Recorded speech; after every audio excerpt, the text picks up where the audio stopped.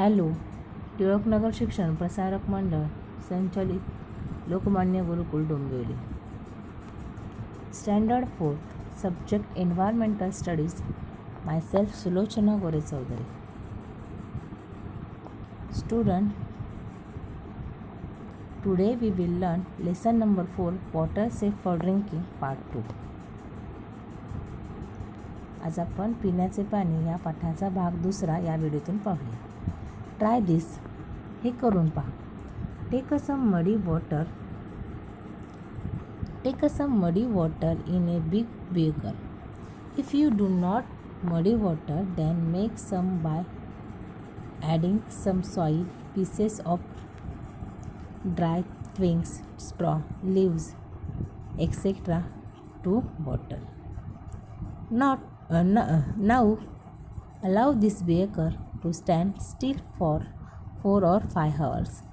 म्हणजे एक मोठ्या चंचुपात्रात गढूळ पाणी घ्या. जर गढूळ पाणी नाही मिळाले नसेल तर पाण्यात थोडीशी माती, बारीक सारीक काड्या आणि वाळलेल्या पालापाचोळ्याचे छोटे छोटे तुकडे करून मिसळून पाणी गढूळ करून घ्या.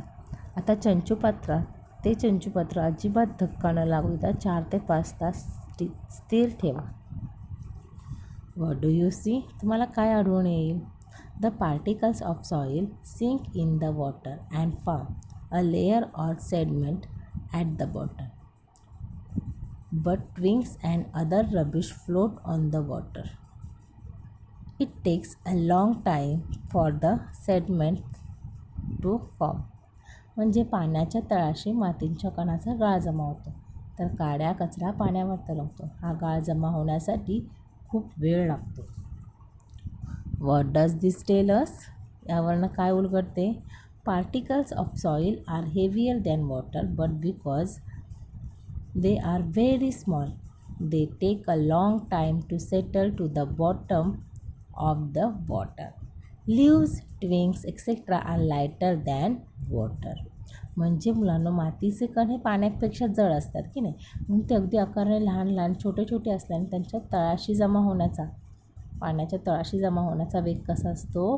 फार कमी असतो. पालापाचोळा आणि काड्या मात्र पाण्यापेक्षा वजनाने हलक्या असतात. Now the water appears much cleaner and transparent than it was. आता पाणी पहिल्यापेक्षा खूपच स्वच्छ आणि पारदर्शक दिसते. The process of allowing heavier particles to settle to the bottom of still water is called settling. Settling म्हणजेच पाणी असे खूप वेळ स्थिर ठेवून त्यातला गाळ खाली बसू देणे, यालाच पाणी निवळणे असे म्हणतात. The process of allowing heavier particles to settle to the bottom of still water is called settling. Without disturbing the sediment, pour the water above it into 2 smaller beakers. Even though this water appears much cleaner than before, there are still some fine particles of soil and some rubbish floating in it. म्हणजेच मुलांनो, गाळाला धक्का न लागू देता वरचे पाणी दुसऱ्या 2 चंचुपात्रामध्ये ओतून घ्या. हे पाणी आधीच्या पाण्यापेक्षा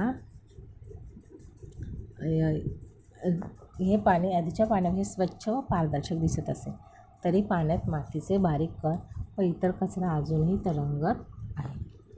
Now carry out the following experiment using these 2 beakers. Label them 1 and 2. आता असे 2 चंचुपात्रे घेऊन पुढील प्रयोग करायचे आहे. या चंचुपात्रांना 1 व 2 असे क्रमांक द्या. Try this. Take a piece of alum and swirl it once in the water in the first beaker. Leave this beaker undisturbed for 2 or 3 hours. म्हणजे मुलांना आता काय करायचं आहे? पहिल्या चंचुपात्रात तुरटीचा एक खडा हलक्या हाताने फिरवा. त्यानंतर ते पाणी अजिबात धक्का न लागू देता 2-3 तास स्थिर ठेवा. What do you see? तुम्हाला काय आढळून येईल? The particles floating in water slowly. settle to the bottom, and the water in the upper part becomes transparent. The twigs and straw still keep floating on the water. म्हणजे मुलांनो, पाण्यात तरंगत असलेले कण हळूहळू तळाशी बसतात आणि वरचे पाणी पारदर्शक होते. कचरा काड्या मात्र अजूनही पाण्यात तरंगत असतात. What does this tell us? यावरनं काय लक्षात येते, काय उलगडते? Swirling alum in water helps the soil particles in muddy water to settle down. तुरटी फिरवल्याने गढूळ पाणी काय होतं, पाण्यातले मातीचे कण खाली बसायला मदत होते. Take any other beaker, place a tea strainer over it. Fold a piece of fine cotton cloth into 4 layers. Make it moist and spread it over the strainer. Now pour the water in beaker 2 in a thin stream on the fold of the cloth. म्हणजे आता एक मध्यम आकारचं चंचुपात्र घ्यायचं आणि त्यावर चहाचे गाळणे ठेवायचं. एक स्वच्छ तलम सुती कपडा घेऊन तो 4 चौपदरी घडी घाला त्याची. आता ती ओली करून गाळणीवर पसरा. दुसऱ्या क्रमांकाच्या चंचुपात्रातील पाणी त्या घडीवर बारीक धार धरून ओता. What will you see? The rubbish and soil particles remain on the cloth. The water collects in the beaker below. It looks transparent. म्हणजे मुलांना याच्यावरनं असं लक्षात येते की माती आणि कचरा जो आहे कपड्यावर अडकून राहतो आणि गाळणीच्या खालच्या चंचुपात्रात पाणी पडते ते पारदर्शक दिसते. What does this tell us? यावरनं काय उलगडते? If we steam muddy water it helps to make it clean. This process is called filtration. म्हणजे गढूळ पाणी गाळून घेतले की ते स्वच्छ व्हायला मदत होते. After doing this experiment, throw the water into the soil and wash your hands with soap and clean water.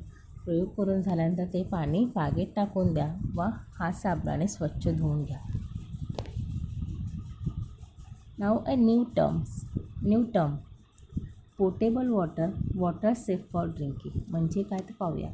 Water that does not endanger our health in any way when we drink it is called water safe for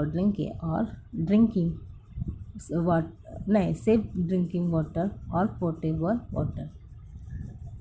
म्हणजेच काय होतं की जे पाणी प्यायले असता आपल्या प्रकृतीला कोणत्याही प्रकारचा धोका होत नाही अशा पाण्याला निर्धाक पाणी असं म्हणतात.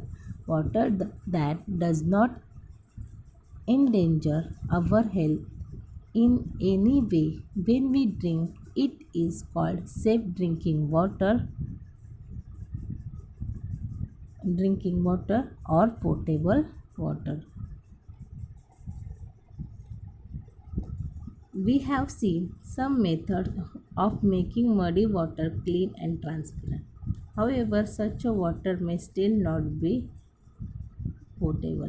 म्हणजे बघा, आपण गढूळ पाणी स्वच्छ करण्याच्या पारदर्शक करण्याच्या पद्धती आपण पाहिल्या, परंतु असे हे स्वच्छ पाणी पारदर्शक दिसणारे पाणी पिण्यासाठी निर्धाक असेलच असे नाही.